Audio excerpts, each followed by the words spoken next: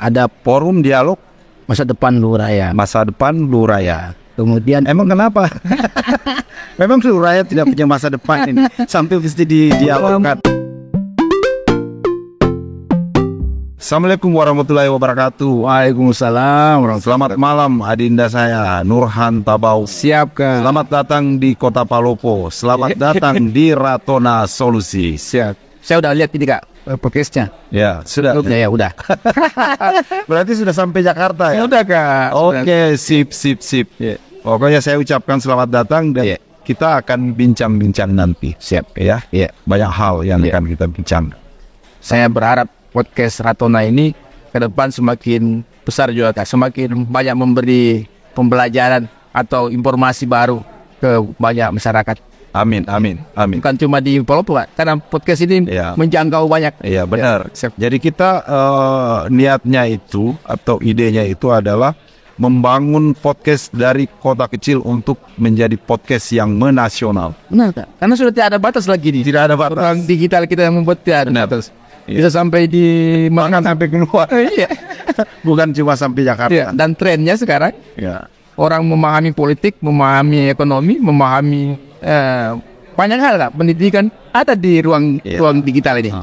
Mudah-mudahan. Katanya sih ada pernah yang ngomong nonton satu podcast itu sama dengan belajar 1 tahun. Benar Kak. Saya start dulu kalau mau tidur baca buku. Iya. Ada sekarang perubahan Kak. Iya. Sekarang saya mendengar podcast sambil menutup mata Kak. Berusaha untuk menutup mata. Jadi ya benar-benar ini. Oke, Dinda. Saya ingin balik dulu kembali ke acara kemarin Siapnas KLR. Masyarakat ini banyak yang tanya. Sebenarnya apa yang menjadi esensi dari pertemuan itu? Apakah pertemuan itu hanya sekedar temu kangen, silaturahmi antar warga Luraya yang ada di luar Tanah Luwu, atau ada target strategis yang ingin dicapai ke depan? Nah, kebetulan Adinda ini kan sebagai ketua panitia kemarin, mungkin bisa dijelaskan. Jadi sebenarnya Silatnas ini dia program dari Badan Pengurus Pusat Kerukunan Keluarga Luraya. Nah, kebetulan di lembaga kerukunan kita ini, badan otonomnya namanya IPLR itu Kak. Tadinya ketuanya. Tidak tahu apa pertimbangannya Anda Ketum, senior-senior yang ada di sana mau minta saya untuk menjadi ketua panitia.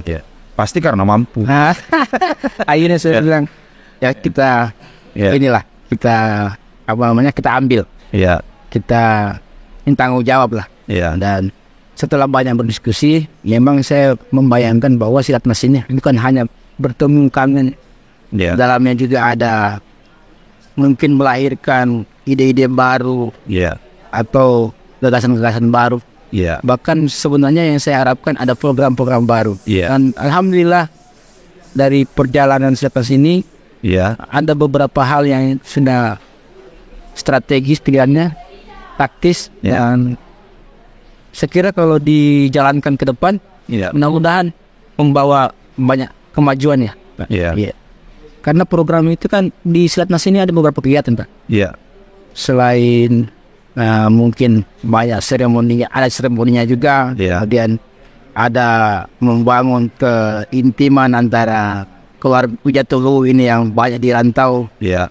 Dan memang momentumnya karena Lebaran Kak. Jadi kita dorong di momentum Lebaran. Setelah Lebaran ada 2 target di situ. Keluarga kita yang jauh pulang berlebaran, kemudian sekaligus Silatnas, dan ada hasilnya. Dan selain seremoni itu, ada juga forum dialog masa depan Luraya. Ada forum dialog masa depan Luraya. Kemudian emang kenapa? Memang Luraya tidak punya masa depan ini sampai mesti didialogkan. Mungkin bukan tidak punya masa depan. Mungkin selama ini sudah banyak berdialog. Sudah sering kan kita sudah banyak dialog, banyak diskusi, tapi hampir tidak ada eksekusi. Mungkin terutama kalau bicara satu hal Dinda. isu tentang provinsi Luwu Raya itu kan dari dulu, dari zaman bahula sampai sekarang itu hanya semacam wacana yang benar manis di bibir, tapi sepertinya sangat susah direalisasikan. Nah, kenapa itu? Apa sebenarnya yang menjadi hambatannya? Kalau saya pribadi Kak, mungkin lebih ke pendekatannya Kak. Pendekatan. Iya. Mungkin kalau dulu mungkin lebih banyak ke kekuatan politiknya. Iya. Kemudian diikat oleh kekuatan kulturalnya. Iya. Kalau sekarang mungkin lebih banyak, kalau saya pribadi Kak Iya. Harus juga ada pendekatan intelektualnya. Oh, seperti gagasannya. Karena saya yakin perjalanan kemajuan negara kita ke depan. Iya. Karena saya belajar di DPD RI itu. Iya. Hampir negara-negara yang negara-negara yang cepat berkembang. Iya. Itu memiliki provinsi yang sangat besar Kak. Iya. Sangat banyak. Iya. Memang di negara yang menganut bikameral, dua kamar itu, ada kamar legislator dan DPR RI-nya, Senat. Kalau kita DPD dan Senat sama Kongres. Iya, benar. Itu pertama mungkin lebih banyak negara bagian, yang kedua negara-negara yang punya provinsi banyak. Iya. Dan negara-negara yang punya provinsi banyak itu, saya melihat pelayanan publiknya lebih cepat. Iya. Dan terutama karena ada konsep otonomi itu ya. Benar ya. Yang kedua, kalau saya melihat bahwa dengan otonomi daerah ini, memang harus ada semacam blueprint-nya Kak. Iya. Yang mesti juga melibatkan banyak isi kepala di situ, ada rancangan di situ. Kalau provinsi rakyat terbentuk, di mana pusat pertumbuhan baru, di mana pusat jasa, di mana pusat industri pertanian, di mana pusat agro kekuatan yang berbasis pertanian, perikanan, dan di Luwu Raya semua punya. Iya, dan itu kan yang jadi pertanyaan. Karena apa? Kita hampir memiliki semua potensi atau prasyarat untuk bisa diberikan satu otonomi yang lebih besar dengan menjadi provinsi. Tapi ini kan sepertinya sesuatu yang sangat sulit untuk ditembus. Nah, itu yang menjadi pertanyaan, kenapa gitu? Apakah memang ada semacam halangan atau kitanya yang kurang getol? Pertama yang saya maksud tadi adalah kesiapan kita, baik secara administratif. Kan sekarang berkembang Kak. Kemarin syaratnya cuma 3 kabupaten. Kita gagal di situ, bahas lebih dari 3 kabupaten. Iya, benar. Sekarang bertambah lagi menjadi wajib 5 kabupaten. Sekarang harus 5. Nah, kalau kita hitung Luwu Raya ini kan cuma 4. Iya. Berarti kita mesti nambah. Dan ini tantangan lagi nih. Nah, nambah 1 dulu. Yang mau ditambah 1 itu kan Luwu Tengah Kak. Luwu Tengah. Itu pun sampai sekarang juga masih masih dalam perjuangan. Masih dalam perjuangan. Ini kan berarti masih panjang gitu.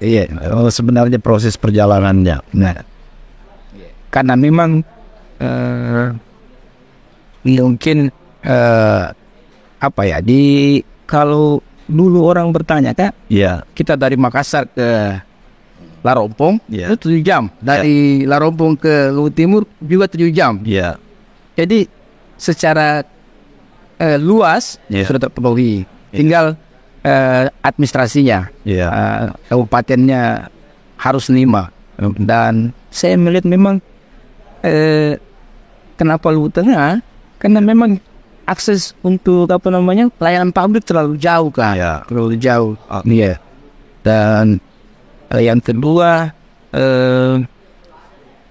ya mungkin yang saya potong. Mungkin salah satu yang dilihat kenapa dianggap layanan publiknya sedikit terhambat karena ada satu wilayah dari Kabupaten Luwu ini yang dibatasi oleh satu kota Madia, kota Manopo. Jadi nggak nyambung ya. Benar Kak. Kecuali nyambungnya mungkin dari laut gitu. Wilayah benar. Satu kawasan yang kalau tidak salah ada berapa kecamatan di sana itu, 3 apa 4 kecamatan itu di daerah Walendrang sana. Nah itu yang mungkin yang dimaksud. Jadi ada hambatan di situ, dan itu memang lagi diperjuangkan bisa menjadi satu kabupaten yang mandiri. Nah, tapi saya lihat masih perjalanannya masih. Iya. Saya kira kalau salah satu tujuan Silatnas itu Kak, menjaga semangat ini terus ada, kemudian pilihan-pilihannya lebih taktis, strategis. Tapi kalau semangat Dinda kayaknya dari dulu semangatnya luar biasa. Tapi ada pembaruan lah, pembaruan pendekatan lah. Jadi kalau saya sih memang mungkin dibutuhkan satu orang eksekutor ini yang tangguh. Bisa jadi Kak, bisa jadi. Kan hampir semua juga proses-proses pemekaran daerah umumnya begitu. Dan kalau kita ingat, kita flashback sedikit, waktu Sulbar itu mekar diri sendiri jadi provinsi, itu juga menjelang momen politik besar, pilpres dan pemilu, pemilihan legislatif pada saat ini. Mungkin ini momentum yang bisa dimanfaatkan. Benar, bisa jadi. Saya kira disitulah posisi kerukunan Kak sebenarnya, dan memang harus sinergi Kak antara kerukunan, pemerintah daerah. Kalau di kita ada kedatuan, kultural juga. Tapi saya kira komitmennya untuk sana sudah semakin kuat Kak. Di 3 kekuatan ini. Mungkin tinggal ditambah sedikit yang Kakak bilang tadi. Ada kekuatan figur yang mampu mencurahkan keseluruhan energinya ke situ. Jangan pakai pola curung-curung. Tapi itu satu pilihan juga kan? Selain membangun, nanti ribut lagi itu siapa yang jadi gubernurnya. Banyak kayak kalau seperti itu. Nah ya oke lah. Siap. Banyak yang positif yang menanggapi adanya Silatnas ini. Benar enggak? Tapi ada juga yang masih nyinyir. Pasti. Dan itu wajar lah dalam era keterbukaan seperti sekarang ini. Apalagi di tahun politik. Apalagi di tahun politik. Dan ketua panitianya caleg. Ini salah satu. Makanya itu yang saya mau tanya itu. Katanya sebagian yang agak sedikit nyinyir itu sih cuma ajang pencarian panggung. Karena ada yang mau jadi caleg DPR, benar. Ada yang jadi gubernur, ada yang mau jadi kepala daerah, bupati gitu. Saya udah bayangkan Kak, saat saya ditunjuk ini, saya udah bayangkan pasti akan ke sana ini. Nah, bagaimana menjelaskan itu? Saya betul-betul Kak, saya satu pun baliho saya nggak pasang Kak. Ini untuk Adinda ini. Ini secara keseluruhan dulu saya jangan dulu. Siap. Ke Adinda. Nah, yang saya katakan tadi seperti itu. Jadi bukan cuma nanti bahkan saya akan gali itu kenapa sampai berani mau jadi anggota DPR RI. Siap. Seperti itu. Apakah hanya karena isi tas atau isi kepala? Nanti kita bincangkan di sini ya. Nah, ini dulu yang secara umum yang saya katakan tadi. Ada sebagian yang bilang bahwa ini cuma ini ajang pencarian panggung gitu. Kalau pencarian panggung bisa iya, bisa tidak Kak. Bisa iya, bisa tidak. Tinggal kita memposisikan. Makanya saya bilang tadi bahwa saya memposisikan kegiatan ini benar-benar dasarnya adalah mengedepankan gagasan baru, ide baru, pertemuan, keakraban, kebersamaan begitu. Kalau ayah anda saya panggilnya biasa Pak Arsyad Kasmar. Memang mengingatkan Dinda ini benar-benar didorong untuk ke sana. Bahwa pertemuan ini adalah mendorong pemikiran baru dari seluruh kekuatan kita di kerukunan. Akhirnya memang Dan saya sudah memprediksi pasti akan terjadi itu. Iya. Pasti. Misalnya ya rame itu di Facebook. Iya, hebatan. Mana? Saya berharap semuanya bisa berkumpul di situ. Jadi saya mau buka ruang sebesar-besarnya. Siapapun yang di situ. Karena saya yakin beberapa caleg atau calon gubernur atau calon bupati dan lain-lain, baik kalau caleg baik provinsi, kabupaten maupun pusat, saya membuka seluas-luasnya. Silakan berpartisipasi karena saya yakin semua punya keinginan untuk seluruh target dari atas ini, pertama DOB misalnya. Yang menarik itu kan sebenarnya forum bisnis. Nah ini yang saya mau tanya nih, karena saya dengar ada yang namanya ada gagasan yang untuk mengeksekusi yang namanya business to business, B2B dan B2C, business to customer.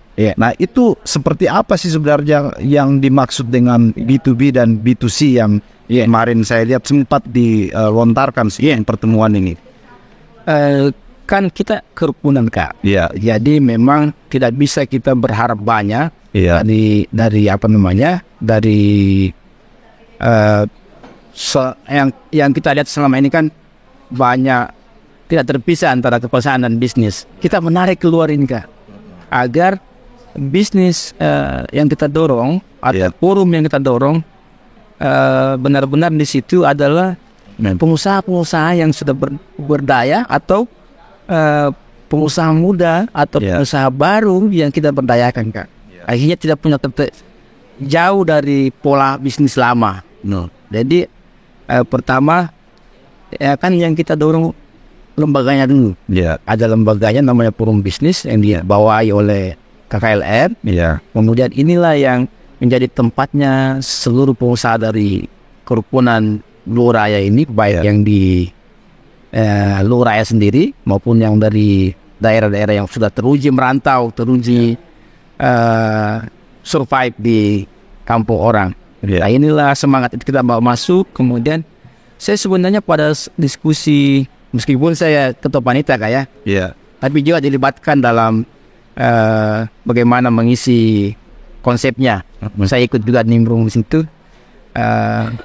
Sebenarnya kalau saya pribadi Kak sebenarnya saya ingin pertemuan ini bukan hanya melahirkan forum atau lembaga, tapi sudah sampai pada eksekusinya. Nah itu yang saya maksud. Jadi eksekusi atau dalam bentuk aplikasi seperti apa yang ingin dicapai. Benar Kak. Jadi kemarin itu modelnya ada lembaganya, ada media komunikasinya, kemudian yang belum sampai mungkin Kak yang mungkin butuh waktu lagi, ada semacam kesepakatan bersama bahwa ada kontribusi langsung dari pengusaha-pengusaha ini ke masyarakat di Luraya. Saya mengusulkan ada semacam industri kecil, mungkin kecil aja Kak, tapi kita mulai bahwa dengan mendorong hilirisasi di situ. Tapi kalau kita bicara tentang potensi Luraya, saya menginginkan di berbasis pertanian Kak. Misalnya kita punya sagu, kita punya durian. Kenapa yang kita tidak kelola secara modern? Dan dulu juga tuh saya bicara sedikit agak menggerutu masalah pertanian. Salah satu contoh yang mungkin saya ingin sampaikan malam ini karena kebetulan Anda juga di pertanian. Kita itu sudah 20 tahun yang lalu lebih punya 3 jenis durian yang sudah disertifikasi secara nasional. Gitu. Ada yang namanya durian Sawir Gading, Lalong, dan Tamalate. Tapi lucunya itu durian itu tidak ada di pasaran. Padahal sudah sertifikasi nasional dan cuma ada 2 daerah di Indonesia yang 3 varietas itu sama misalnya. Palopo misalkan itu di Palopo yang 3 tadi itu dan 1 di Kutai, Kutai yang di Kalimantan. Nah ini yang jadi tantangan bagi kita. Benar ya. Memang kita salah satunya kan yang terpenting dari pertanian Kak selain teknologi Kak sekarang ini juga memang pembibitan Kak, pembenihan, pembibitan. Nah kita memang salah satu keunggulan di pertanian yang mesti kita persiapkan adalah benih yang baik, bibit yang baik, dan kalau bisa diakses banyak petani. Kalaupun mungkin ada, kita bicara lagi, bisa nggak diakses sama petani secara murah, secara ini? Benar. Dan saya juga ngalami sendiri. Saya dalam setahun terakhir ini itu coba-coba juga garap sawah, dan saya percaya sekali yang namanya benih, karena hasil pengamatan saya sebahagian besar petani kita misalkan padi itu tidak nanam benih, tapi mereka nanam gabah hasil mereka yang kemarin. Bahkan kenapa mereka tanam itu, karena katanya sih kalau beli benih mahal. Benar Kak. Karena seperti itu. Jadi saya belajar Kak. Dulu sempat kunjungan ke Taiwan. Saya mengajak 9 kepala desa. Itu program salah satu senior yang mempercayakan saya mengawal kepala desa ke Taiwan. Kami belajar di sana. Luar biasa Kak. Luar biasa mereka. Tahu saya seluruh benih yang ada di dunia ada di Taiwan. Benar, padi itu. Dan salah satu misalkan yang banyak masuk di sini, misalkan jambu-jambu yang gede-gede itu kan itu dari Taiwan itu. Jambu kristal apa segala macam. Bahkan mereka Kak bisa menginput berapa jumlah air yang digunakan dalam setahun untuk pertanian, berapa untuk kebutuhan manusianya, kebutuhan keseharian. Mereka bisa atur. Mereka bisa, kalau kalau istilah pertanian presisi, mereka bisa hitung berapa jumlah panennya, karena mereka sudah bisa mengukur menggunakan jenis ini sekian. Kak, di sana itu kalau kita hari ini 6 ton sampai 7 ton per hektar, di sana sudah 13 ton Kak. Nah itu dia. Kita mainnya 5-6 ton. Saya pernah mendampingi petani. Sementara Taiwan misalkan, Thailand, kemudian China, itu kan sudah di atas. Sekarang Vietnam Kak. Vietnam bahkan itu sudah di atas 10 ton per hektar. 16 ton Kak. Bahkan sampai 16 Vietnam. Gila kan? Sementara kita. Kenapa? Itu juga yang membuat kenapa kita mengimpor lebih senang Kak. Karena harga beras impor itu jauh lebih murah Kak, dengan kualitas yang bagus. Karena mereka tingkat produksinya tinggi, keuntungannya besar, dan biaya produksi sangat efisien dengan teknologi, dengan bibit yang bagus. Mereka harga sana Kak, Japonica yang kita makan di restoran Jepang itu, Japonica itu yang pulen, itu harga di Taiwan kita 4.500. Gila. Tapi kalau kita lakukan hal seperti itu kan berarti sama saja kita mematikan petani kita. Iya, benar. Nah, ini karena mereka secara teknologi modern, benih modern, benih unggul. Nah, ini yang belum Kak di kita. Saya kira masa depannya kita di sini Kak. Saya percaya bahwa teman-teman yang mulai melirik ini, arahnya ke sana Kak, insyaallah. Mulai melirik, banyak teman-teman yang sering kami diskusi, dan insya Allah di dalam proses nanti ini ke depan saya akan memperkenalkan ini di masyarakat. Nah, itu yang ditunggu. Gimana kita bisa memanfaatkan sumber daya alam kita supaya bisa lebih maksimal, tentu dengan melakukan inovasi-inovasi dalam sektor pertanian misalkan contoh. Saya kan kuliah S2-nya Kak tentang pengelolaan sumber daya alam dan lingkungan. Kan perdebatannya di situ Kak. Kalau kita kelola, apalagi mineral kayak, kalau kita kelola alam ini, alamnya rusak, kemudian energi yang kita gunakan merusak alam. Saya belajar dari Taiwan Kak. Itu energi mereka sudah green energi Kak.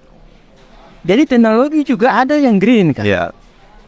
Ini yang kadang-kadang karena mazhab pemikirannya belum sampai ke sana, belum melihat bahwa sampai energi pun bisa green Kak. Sama seperti Indonesia hari ini Kak.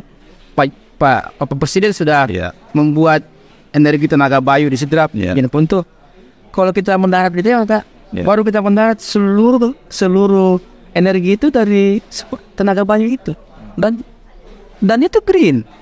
Dan ke depan baik dalam sektor bisnis semua arahnya ke situ. ISO juga ada standarnya. Jadi tidak semua teknologi mendisrupsi alam. Benar. Dan seperti itu. Oke Dinda, kita tinggalkan dulu itu. Siap. Sekarang saya mau masuk ke segmen yang terakhir ini. Siap. Kenapa mau jadi anggota DPR RI? Saya tanya gini ya. Siap. Karena saya tahu Adinda ini yang seperti saya katakan di awal tadi juga mempunyai intelektualitas yang tinggi. Sementara hari ini, mau tidak mau, suka tidak suka, kita harus mengatakan bahwa politik kita sudah sangat pragmatis. Benar gitu. Nah, bagaimana menjawab ini? Sebenarnya juga yang mengajarkan pragmatisme ini sadar atau tidak sadar, politisi itu sendiri Kak. Politisinya.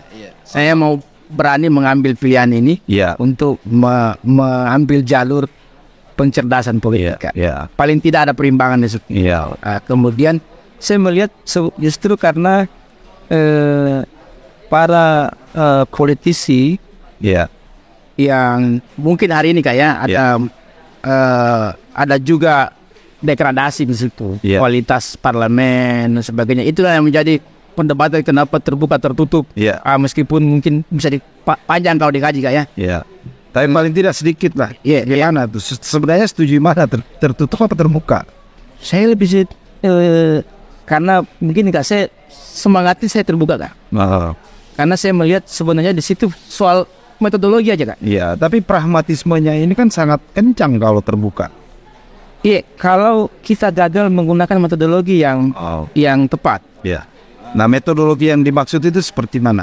Bisa dielaborasi mungkin? Saya percaya dengan ini Kak. Saya percaya dengan keinginan masyarakat yang sesungguhnya.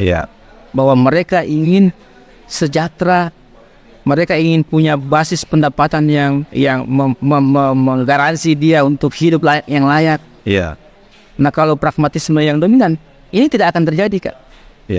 Makanya kita harus berani mengambil pilihan bahwa kita berpolitik sambil melakukan pencerdasan, kemudian melakukan pendekatan yang memang petani atau saya akan fokus ke petani kan nanti. Yang mereka butuhkan. Karena mau tidak mau pertanian yang modern selain membutuhkan teknologi, memang juga di awal-awal kita bangun itu membutuhkan. Nah itulah mungkin itulah tadi yang dimaksud dengan gagasan membangun dari desa. Desa membangun Kak. Desa membangun. Benar. Seperti itu ya. Dan kita mesti ingat juga 2024 sebenarnya kita punya sekitar 30% itu pemilih milenial yang baru pertama kali datang ke TPS itu. Benar. Itu ada sekitar 30% gitu. Jadi saya pikir dengan metodologi tadi itu bisa dilakukan pendekatan. Tapi saya tidak tahu, mungkin ada caranya mungkin yang sudah dipikirkan oleh Adinda. Kalau dibawa ke pemilih Kak dibawa dalam seperti apa kita harus menang dengan kan sekarang 60% Kak. 60%? 60% pemilih adalah kategori milenial Kak. Dan saya kira apakah mau dirusak juga dengan pragmatisme? Jangan Kak. Saya kira karena yang terpenting sebenarnya kebutuhannya Kak. Kemudian gambarannya tentang orang yang mewakili dia, Tuhan dia bisa terwakili lah. Karena di generasi ini Kak, sekarang kita lihat dengan keterbukaan era digital ini, saya lihat cenderung ke ekonomi kreatif Kak.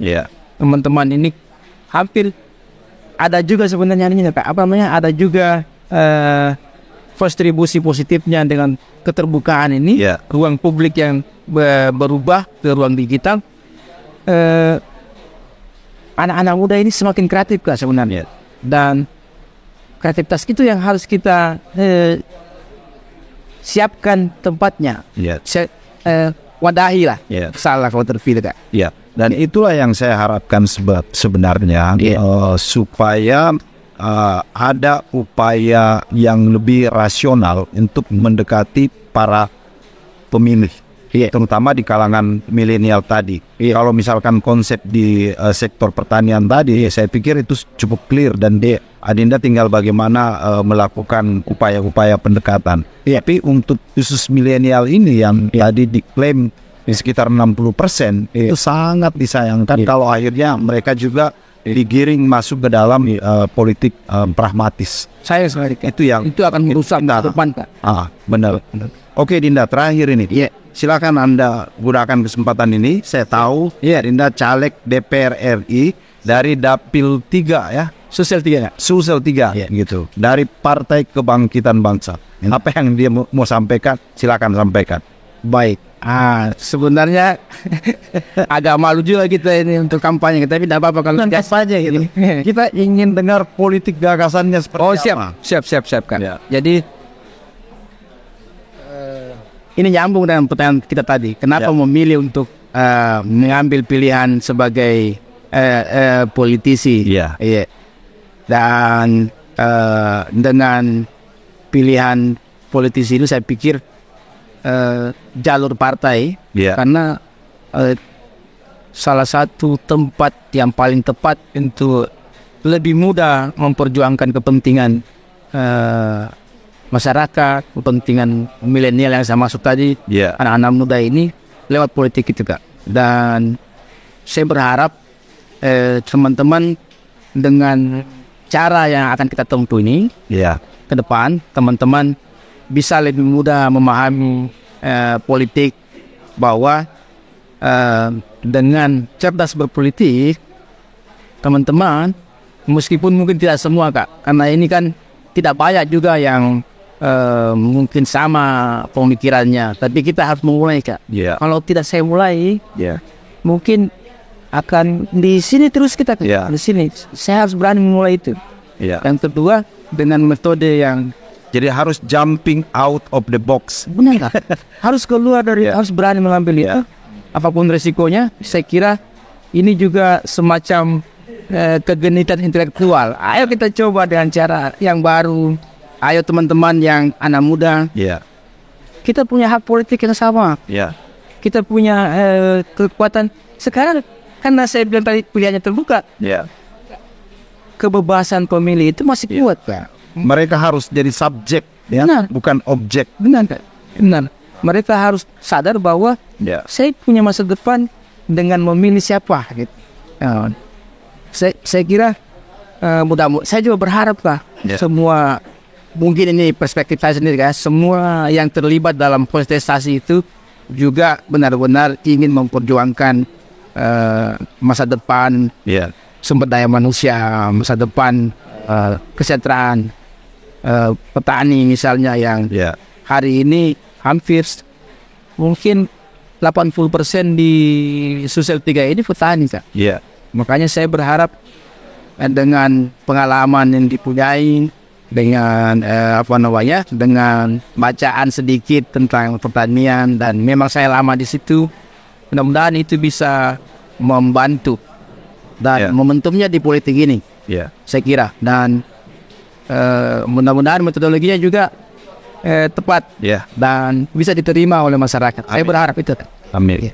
Saya pikir sudah punya pengalaman lah ya untuk bisa menyampaikan bagaimana metodologi itu berjalan dengan baik, terutama milenial kita ini. Saya itu, Kak, bayangannya. Sempat kami berpikir kemarin kita mau membuat inkubator bisnis. Di dalamnya kita seleksi teman-teman yang punya startup baru. Kemudian teman-teman ini kita lihat ada beberapa pengalaman juga. Kita lihat kesiapannya untuk menjadi pengusaha muda, pengusaha baru itu di dalam sebuah program inkubator bisnis, dan bukan hanya siap secara gagasan atau perencanaan bisnis, tapi bisnis ini sudah bisa dieksekusi. Mudah-mudahan di proses ini kita diberi kesehatan, diberi keluasan rezeki, kita akan lakukan itu salah satu programnya. Jadi saya akan berbasis program, Kak. Siap. Dan itu yang nanti saya tunggu gitu. Siap. Dan mudah-mudahan bisa diaplikasikan di masyarakat. Terakhir, karena mumpung di Palopo ini, bagaimana tanggapannya melihat kota Palopo hari ini? luar biasa Kak. Saya kan besarnya di Makassar Kak. Maksudnya SMA kuliah di Makassar, kemudian saat kuliah kan masih bolak-balik. Saya sering ke Sorako Kak. Kalau liburan semester ini saya ke Sorako, ke Low Timur. Saya senang di sana melihat perkembangan. Waktu itu masih ada Pale Inko waktu itu Kak. Saya senang. Dan pasti melintas di Palopo. Hari ini saya ke Palopo, saya heran Kak. Biasa kemajuan Kak. Mungkin orang Palopo sendiri tidak merasakan secara apa namanya, ada perubahan cepat. Kalau kita yang dari luar jarang ke sini, luar biasa perubahan ini. Alhamdulillah Kak. Saya kira saya berharap juga nanti kan ada setelah caleg juga ada proses mudah-mudahan mungkin mirip-mirip lah model pembangunannya ke depan. Siap. Dan 10 tahun ini pesat sekali. Dan Anda tahu siapa wali kotanya? Pak wali kota itu beliau camat di Larompong, saya SMP Kak. Saya dong namanya. Pak Yudas. Keren dia. Saya panggil Ayahanda kemarin waktu dia Silatnas. Karena sangat luar biasa dukungannya Kak. Di Silatnas itu bahkan besoknya menghitung jam kita masih dipanggil briefing untuk agar tidak mengecewakan banyak tamu-tamu kita dari luar. Luar biasa Kak. Dan luar biasa. Saya kira kalau semua pemimpin begitu, misalnya secara niat aja udah kemajuan. Ada niat baik. Saya kira itu dan terbukti. Dan eksekusinya langsung. Kalau enggak kewalahan juga saling itu Kak. Siap. Oke, adik saya Nurhan Tabau. Terima kasih sudah hadir di Ratona Sulawesi. Insyaallah saya yang terima kasih Kak. Saya dipanggil ke sini. Gitu ya.